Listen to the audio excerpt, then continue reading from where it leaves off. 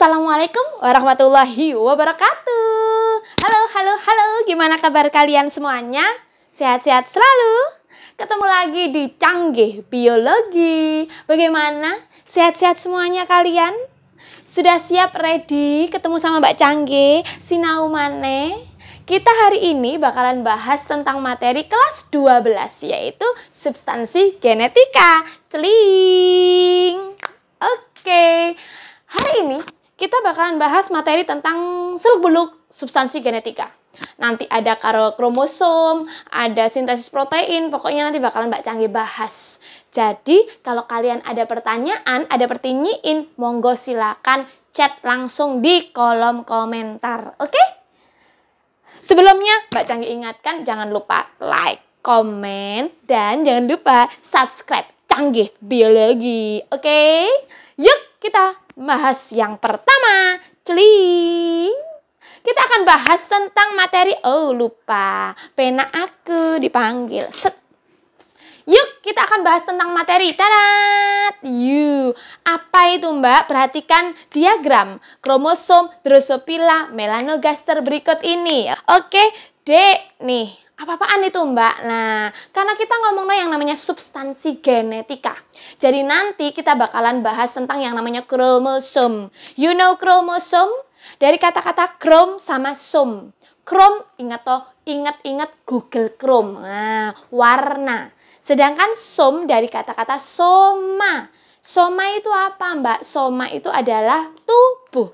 Jadi kromosom adalah bagian tubuh sing isok kelir, sing isok diwarnai, yang bisa diwarnai. Loh, Mbak, kok sesuatu tubuh kok diwarnai? Maksudnya diwarnai di sini, ada tanda kutipnya. Diwarnai di sini itu maksudnya sifat-sifat gen-gen kita. Jadi di dalam kromosom nanti terdapat yang namanya gen. Oke? Makanya kromosom itu pembawa informasi genetik. Oke? Nah, di sini ada soal nih. Perhatikan diagram kromosom Drosophila melanogaster. Opo-opoan niku, Mbak. Drosophila melanogaster itu adalah nama ilmiah dari lalat buah. Lalat yang biasanya kalau kita buka semangka ada kecil-kecil lah, itu namanya adalah lalat buah. Drosophila melanogaster.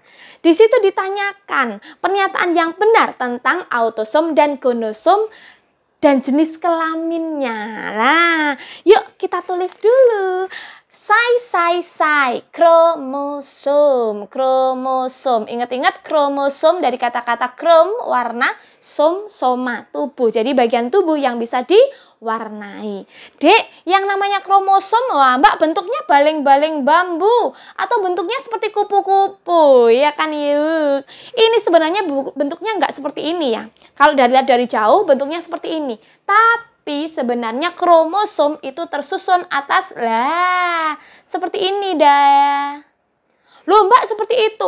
Ini kalau diperjelas lagi, ini bukan satu pita sebenarnya. Sebenarnya ini adalah dua pita yang double helix yang panjang. Masih ingat kalau pita double helix yang panjang namanya siapa? Yes, pita double helix yang panjang namanya adalah DNA. Jadi sebenarnya kromosom itu di dalamnya isinya adalah DNA. Oke? Yuk kita coba lihat say.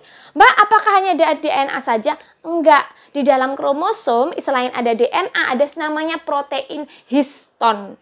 Di mana nanti protein histon yang nanti warna merah ini ya, anggap aja warna merah ini protein histonnya. Protein histon akan dibelit sama yang namanya DNA. Ingat, protein histon akan dibelit sama yang namanya DNA. Cerut, ya kan, dibelit. Anggap aja seperti ini. Mbak Canggih nggak pinter gambar. Yes. Mbak, ini apa-apaan, Mbak? Nah, ini adalah DNA yang membelit protein histon. Kalian perlu tahu, di dalam kromosom itu nanti terdapat lokus gen, tempatnya gen.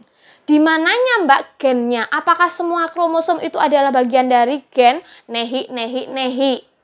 Loh, Mbak, terus bagian mana? Yang nanti bertindak sebagai gen itu adalah DNA. Ingat-ingat, yang bertindak sebagai gen adalah DNA yang membelit pada protein histon. Ingat-ingat. Jadi gen itu sendiri itu mana, Mbak? DNA yang membelit pada protein histon. Jadi yang ini ya, Beb. Nih, ini yang nanti bakalan jadi lokus gen. Nah, ini ditulis Mbak Canggih namanya nukleosom.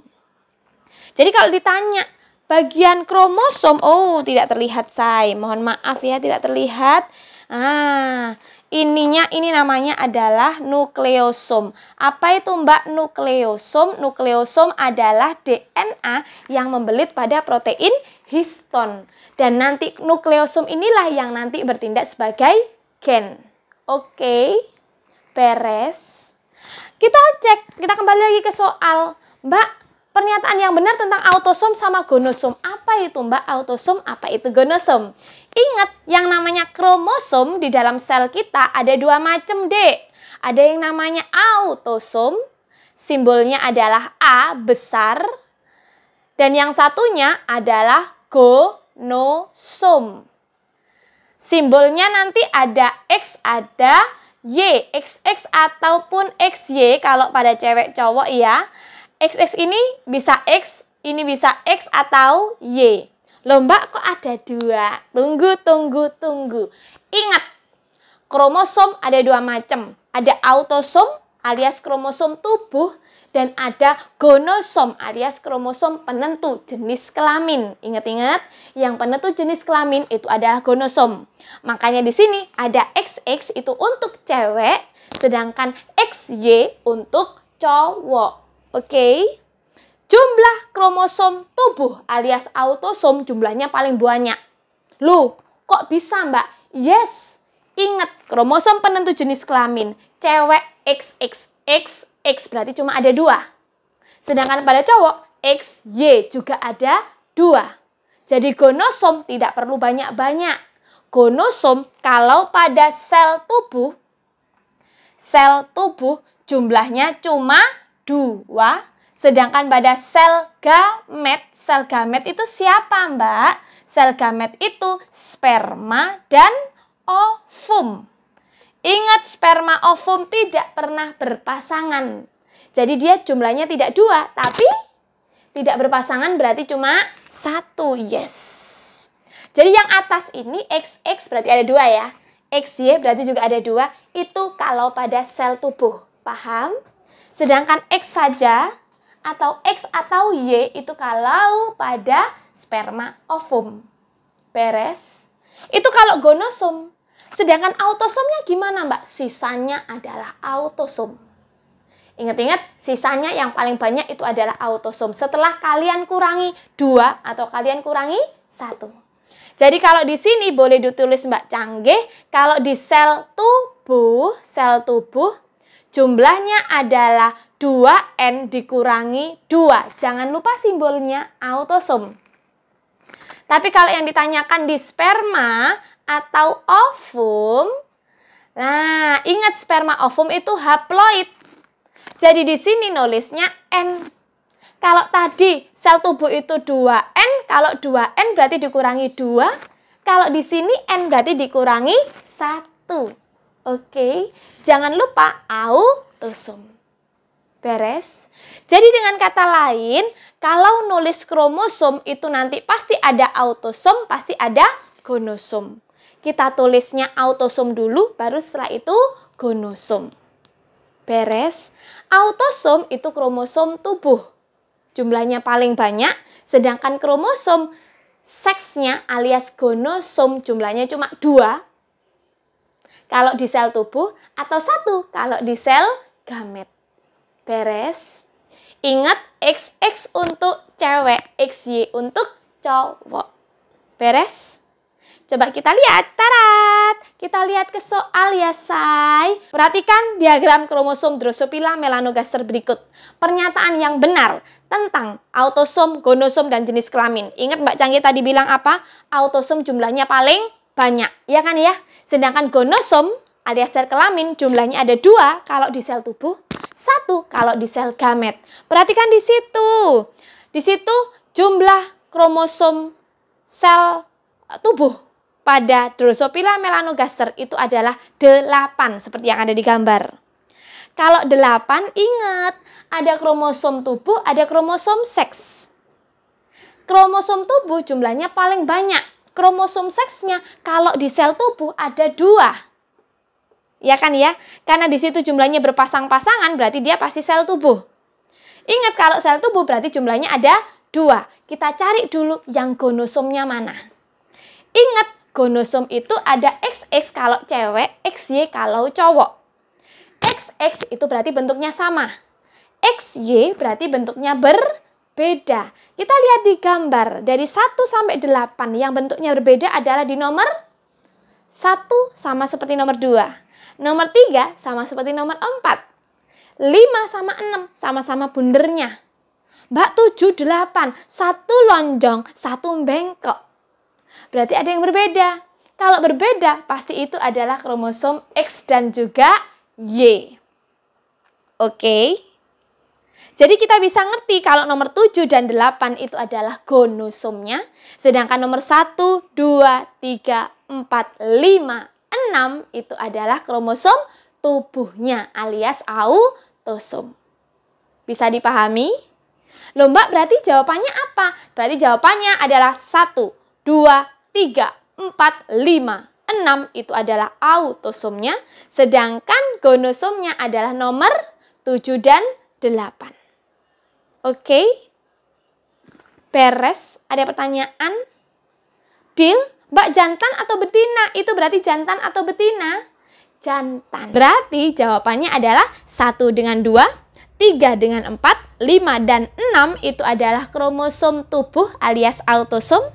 Sedangkan 7, 8-nya adalah kromosom kelamin alias gonosom. Karena 7 dan 8-nya bentuknya berbeda, 1 lonjong berlekuk, berarti 7, 8-nya menandakan dia ini jantan atau cewek. Jantan atau cewek. Cewek apa cowok? Yes, jawabannya adalah kalau yang berbeda, X, Y berarti cowok. Beres?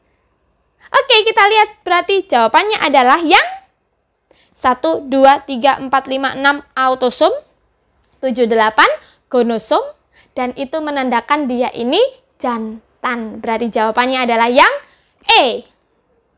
Beres? Easy kan? Cari anakku easy ma, easy. Oke, yuk kita lihat soal berikutnya. Tarat! Tarat! Taratnya mana taratnya? Lanjut. Cekrik. Cekrik. Apa itu Mbak? Berdasarkan letak sentromer pada kromosom B dan D disebut dengan kromosom apa? Yuk kita lihat di sini, say. Bentukannya kromosom.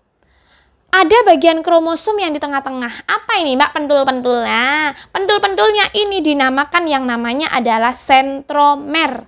Bagian kromosom yang tidak terdapat gen namanya adalah sentromer. Jadi kalau ada pertanyaan, bagian kromosom yang tidak ditemukan lokus gen, bagian kromosom yang tidak ada gen adalah sentromer. Oke? Ingat, sentromer, bukan sentriol alias sentrosom. Oke ya, jangan salah lah ya. Ini bukan sentrosom tapi sentromer. Bagian kromosom yang tidak ditemukan gen.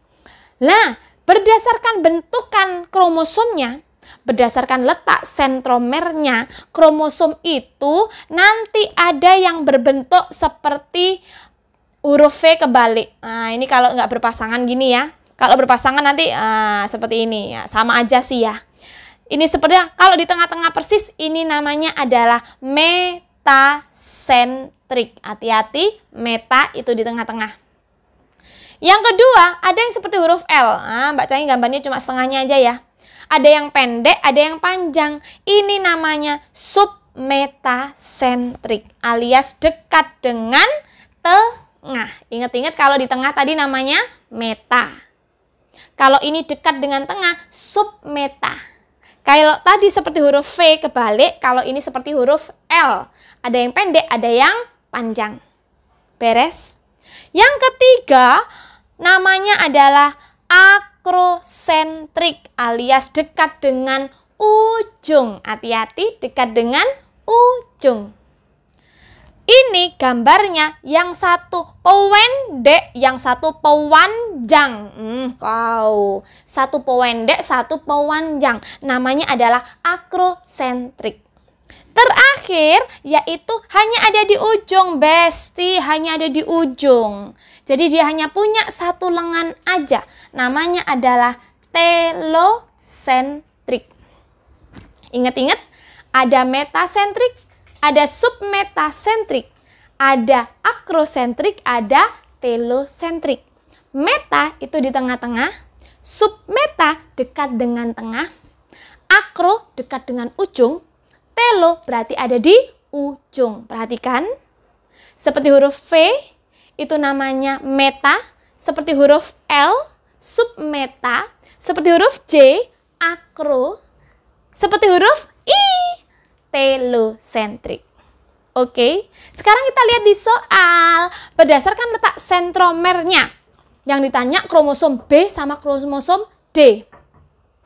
B sama D. Berarti kalau yang B seperti huruf L, yang D seperti huruf I. Kalau seperti huruf L berarti yang mana tadi? Yes, submetasentrik. Seperti huruf I cuma punya satu lengan berarti telosentrik. Oke, bisa dipahami? Jadi jawabannya adalah submeta dan telosentrik. Jawabannya adalah yang mana? Ada nggak ya? Yes, jawabannya adalah yang B. Bisa dipahami? Beres? Gampang? Easy kan ya? Oke, kita langsung cekidot ke soal berikutnya. Oke, masuk ke nomor 3. Karyotipe adalah gambaran kromosom dari organisme yang diidentifikasi berdasarkan bentuk dan ukurannya. Pada manusia normal, ada pada manusia normal, emang ada mbak yang nggak normal? Adalah terdiri dari 23 pasang kromosom. Hati-hati ya, 23 pasang. Maka karyotipe pada bayi laki-laki, yang ditanya karyotipe pada bayi laki-laki. Kalau yang ditanya pada bayi laki-laki, berarti itu yang ditanya sel tubuh atau sel gamet. Ingat, sel gamet cuma sperma sama ovum. Ini yang ditanya adalah bayi laki-laki. Kalau bayi laki-laki nggak ada kata-kata sperma, nggak ada kata-kata ovum, iya kan ya? Oke, berarti dia masuk sel tubuh. Dan ingat, kalau sel tubuh berarti kita pakai yang atas, ini ya. Sama yang ini ya. Nah, mbak, sel tubuhnya adalah 2N dikurangi 2. 2N dikurangi 2. 2N dikurangi 2. Mbak, kromosom kita 23 pasang. 23 pasang berarti ada 46. Ingat, 23 pasang itu tadi 22 pasangnya autosom, sedangkan satu pasangnya adalah penentu jenis kelamin, gonosom. Jadi kalau misalkan kromosom kita ini adalah 23, ditulis di mana ya? Di sini saya. Mbak, kromosom kita adalah 23 pasang. Kalau 23 pasang, berarti ini adalah 22 pasang autosom.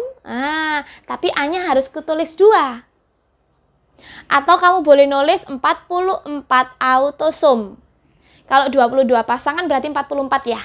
Oke, karena yang ditanya bayi laki-laki berarti gonosomnya pakai yang sel tubuh ya. Yang jumlahnya 2. Pakai XX atau pakai SY? Ingat, laki-laki berarti pakai XY. Berarti di sini ditulis 22AA plus XY. Atau kalau tidak ada jawabannya, kamu pakai yang 44 autosom plus XY. Nah, beres? Paham, Say? Mbak, berarti jawabannya yang mana? Coba kita lihat yang A. 22 autosom XY. Ingat, ini sel tubuhnya bayi laki-laki. Bayi laki-laki jumlah kromosomnya 46. Kalau yang A menunjukkan autosomnya cuma 22. Berarti bukan ya. Yang A salah. Harusnya 22 benar, tapi A-nya harus double 2. Pinter, sip. Mbak, yang B, Mbak, 22 AA XY. Nah, ini baru yang benar. 22 pasang autosom sehingga A-nya ditulis 2. Karena dia cowok, laki-laki berarti ditambah XY. Beres? Oke, jawabannya adalah yang B.